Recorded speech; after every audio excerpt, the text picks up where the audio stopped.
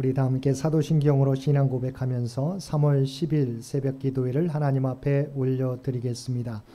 전능하사 천지를 만드신 하나님 아버지를 내가 믿사오며 그 외아들 우리 주 예수 그리스도를 믿사오니 이는 성령으로 잉태하사 동정녀 마리아에게 나시고 본디오 빌라도에게 고난을 받으사 십자가에 못 박혀 죽으시고 장사한 지 사흘 만에 죽은 자 가운데서 다시 살아나시며 하늘에 오르사 전능하신 하나님 우편에 앉아 계시다가 저리로서 산자와 죽은 자를 심판하러 오시리라.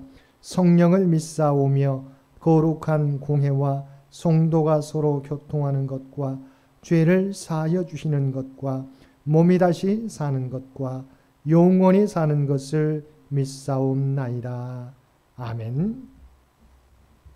우리 다 함께 찬송 266장 통합찬송가 200장입니다. 266장 통합찬송가 200장입니다.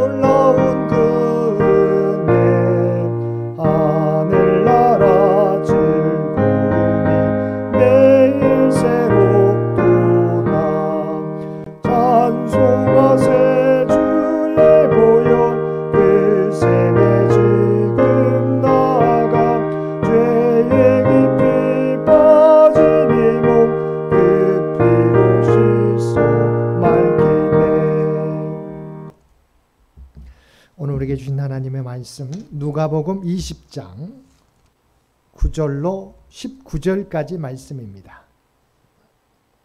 누가복음 20장 9절로 19절까지 말씀입니다.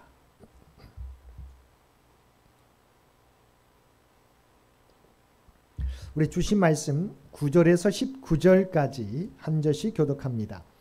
그가 또 이 비유로 백성에게 말씀하시기 시작하시니라. 한 사람이 포도원을 만들어 농부들에게 세를 주고 타국에 가서 오래 있다가 포도원 숲을 얼마를 바치게 하려고 한 종을 농부들에게 보내니 농부들이 종을 몹시 때리고 거저 보내었거늘 다시 다른 종을 보내니 그도 몹시 때리고 능욕하고 거저 보내었거늘 다시 세 번째 종을 보내니 이 종도 상하게 하고 내쫓은지라. 포도원 주인이 이르되 어찌할까 내 사랑하는 아들을 보내리니 그들이 혹 그는 존대하리라 하였더니 농부들이 그를 보고 서로 의논하여 이르되 이는 상속자니 죽이고 그 유산을 우리의 것으로 만들자 하고 포도원 밖에 내쫓아 죽였느니라. 그런즉 포도원 주인이 이 사람들을 어떻게 하겠느냐.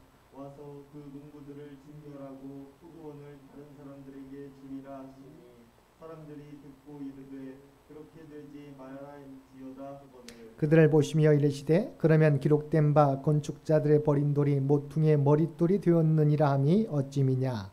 무릇 이 돌이 위에 떨어지는 자는 깨어지겠고 이 돌이 사람 위에 떨어지면 그를 가루로 만들어 흩으리라 하시니라. 함께 읽겠습니다. 서기관과 바리새인들이 예수의 이 비유는 자기들을 가리켜 말씀하신 줄을 알고 즉시 잡고자 하되 백성을 두려워하더라. 아멘. 오늘도 새벽을 깨우고 말씀과 기도로 목요일 하루를 시작하는 우리 모든 성도들 가운데 하나님의 놀라운 은혜가 언제나 함께 하시기를 주님의 이름으로 간절히 축원드립니다. 오늘 본문 말씀은 앞선 고니 논쟁에서 세례 요한에 대한 질문을 통해 그들의 위선을 드러내신 주님께서 이어서 악한 포도원 농부들의 비유 말씀을 전해주시는 내용입니다. 이 비유 말씀은 공간복음 모두에 기록되어 있을 정도로 유명한 비유 말씀인데 이 비유에 등장하는 포도원 주인은 하나님을 가리키며 농부들은 유대인들, 특히 종교 지도자들을 가리킵니다.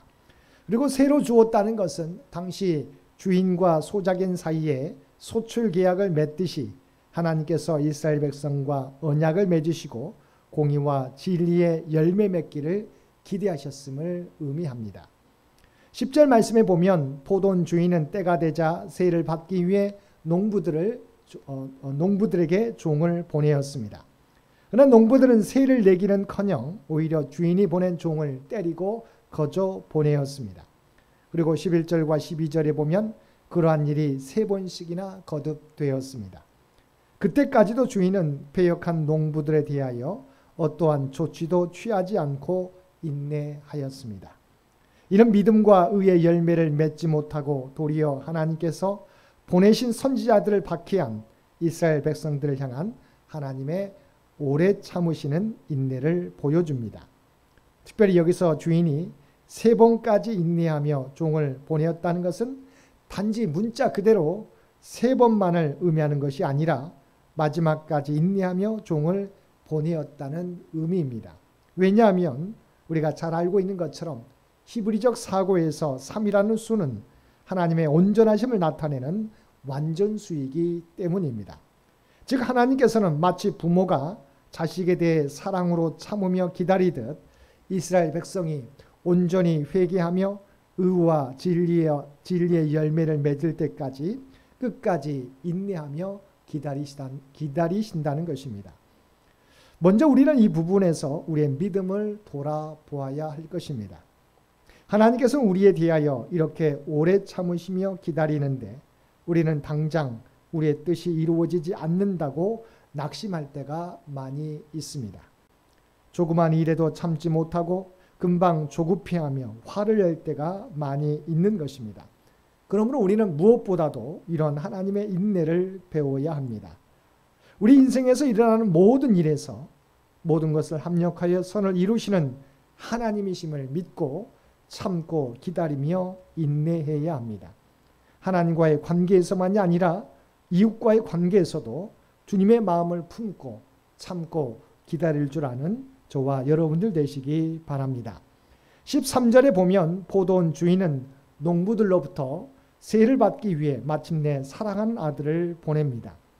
지금까지는 포도원 주인이 보낸 종들을 농부들이 때리고 쫓아 보냈지만 포도원 주인의 아들을 보내면 그를 공경하여 영접하고 정한 세를 바치리라고 생각한 것입니다. 이처럼 포도원 주인이 자신의 아들을 농부들에게 보낸 것은 농부들에게 보일 수 있는 인내의 한계요 마지막 은혜였습니다. 그러면 농부들은 자신들에게 온 포도원 주인의 아들에 대하여 어떻게 대하였습니까? 14절을 보면 포도원 농부들은 포도원 주인이 아들을 보내자 서로 의논하여 이는 상속자니 죽이고 그 유산을 우리의 것으로 만들자고 하였습니다. 이것은 포도원 농부들의 완악함을 확연하게 보여주는 부분입니다. 이는 유대 종교 지도자들과 백성들이 예수님을 십자가에 못 박아 죽게 할 것을 비유적으로 말씀해 주신 것입니다. 그런데 이러한 완악함은 단지 포도원 농부들이나 유대 종교 지도자들에게만 해당되는 것일까요? 그렇지 않습니다. 우리들도 필요한 때는 주님을 찾지만 내가 원하는 것과 주님이 원하는 것이 다를 때는 주님이 원하시는 것을 선택하기보다 내가 원하는 것을 취하며 주님을 모른 채 할 때가 많이 있는 것입니다. 비록 우리가 주님을 십자가에 못 박게 한 것은 아니지만 우리들의 죄와 불순종이 주님을 십자가로 인도한 것입니다. 사랑하는 성도 여러분, 포도 농부들의 완악함이 우리의 모습이 되지 않도록 우리 자신을 돌아보고 우리 안에 있는 불순종과 옛 습관들을 주님의 십자가 앞에 내려놓는 저와 여러분들 되시기 바랍니다. 이러한 농부들의 완악함에 대하여 포도원 주인은 16절 말씀에서 와서 그 농부들을 진멸하고 포도원을 다른 사람들에게 주리라고 하셨습니다.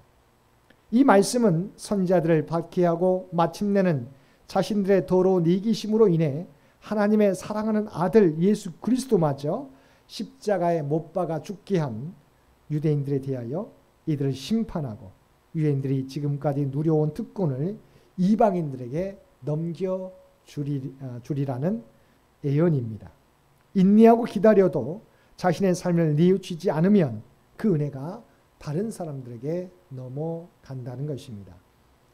이스라엘 백성들이 하나님의 은혜를 잊어버리고 하나님의 선지자들과 독생자 예수님까지 박해하고 죽였을 때 하나님께서는 구원의 은혜를 이방인들을 포함한 모든 사람들에게 열어주신 것입니다. 우리에게 주신 은혜를 온전히 지키지 못할 때 하나님의 은혜는 겸손하게 자신의 죄를 고백하고 주님을 의지하는 자들에게로 흘러가는 것입니다. 이렇게 예수님께서 악한 포도 농부의 비유를 마치시자 유대인들이 그렇게 되지 말지어다라고 외쳤습니다.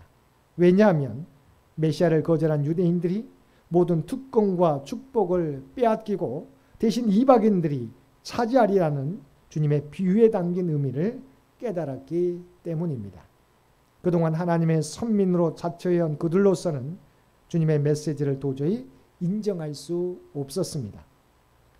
이에 대해 예수님께서는 17절에서 건축자들의 버린 돌이 모퉁이의 머릿돌이 되었느니라고 성경에 기록된 것은 어찌 된 것이냐고 반문하셨습니다. 즉 하나님께서 이미 시편 118편 22절을 통해 그러한 일이 일어나리라고 말씀해 주셨다는 것입니다. 그러면서 18절 말씀을 통해서 그들이 버린 돌이 그들의 심판자가 될 것임을 말씀해 주셨습니다. 18절 말씀입니다. 무릇 이 돌 위에 떨어지는 자는 깨어지겠고 이 돌이 사람 위에 떨어지면 그를 가루로 만들어 흩으리라 하시니라. 여기서 이 돌이란 바로 예수 그리스도를 의미합니다. 하나님께서는 예수 그리스도를 하나님 나라의 머릿돌로 삼으셨습니다. 그리고 이 돌을 하나님의 심판자로 삼으실 것이라는 것입니다. 예수 그리스도를 배척하는 자는 심판을 받고 영원한 죽음에 이르게 될 것입니다. 주인이신 예수 그리스도를 몰라보고 자기가 주인인 양 제멋대로 살아가는 사람들은 마지막 때 심판을 받아 영벌에 처하게 된다는 것입니다. 이런 예수님을 배척하고 대적하는 자는 준엄한 심판을 면하지 못하리라는 주님의 경고의 의미 말씀입니다. 사랑하는 성도 여러분, 주님께서는 악한 포도원 농부 비유 말씀을 통하여 하나님의 인내와 사랑을 잘 보여주고 있습니다. 하나님께서는 모든 사람이 구원을 얻도록 또한 선한 열매를 맺도록 오래 기다려 주시는 분이십니다. 그러나 이 은혜의 시간이 끝날 때는 하나님의 심판을 피하지 못할 것입니다. 우리 모두가 하나님이 주신 기회를 놓치지 않고 포도나무이신 예수님 안에 거할 때 우리 모두는 열매 맺는 삶을 살게 될 것입니다. 자기가 중심이 되어 주인 되시는 예수님을 거부하는 저희들이 아니라 온전히 우리 인생의 주인으로 모시며 살아가는 저와 여러분 모두가 되시기를 주님의 이름으로 간절히 축원드립니다. 함께 기도드리겠습니다. 사랑과 은혜가 충만하신 아버지 하나님, 우리의 죄와 완악함에도 오래 참으시고 아버지 인내로서 우리를 지켜보시니 진심으로 감사드립니다. 늘 주님의 은혜를 입고 살아가지만 우리는 그 은혜를 아버지 하나님 그 은혜에 합당하게 살아가지 못할 때가 많았음을 고백합니다. 아버지 하나님 오래 참으시는 하나님의 은혜를 저희들 악용하지 않게 하여 주옵소서. 우리에게 주어진 시간 동안 의와 진리의 열매를 맺으며 살아갈 수 있도록 주여 도와주옵소서. 우리에게 맡겨진 귀한 사명 감당할 수 있도록 도와주옵소서. 이 세상 가운데 구별된 삶을 통해서 하나님의 뜻을 이루어가는 우리 모두가 되게 하여 주옵소서. 특별히 세계 가운데 아버지 하나님 아직까지 들려오는 전쟁 하나님께서 그래서 하나님의 평화로 이끌어 주시기를 원합니다. 그래야 진정한 전쟁이 그치고 참된 평화가 이 땅에 임할 수 있도록 주여 역사하여 주옵소서. 아버지 하나님 이 나라의 민족도 함께해 주시기 원합니다. 대통령 선거가 끝났습니다. 아버지 하나님 분열되었던 이 민족이 하나 되게 도와주시옵시고 아버지 하나님 진정으로 하나님을 두려워하고 국민들 섬길 수 있는 지도자가 될 수 있도록 크신 은혜 도와여 주옵소서.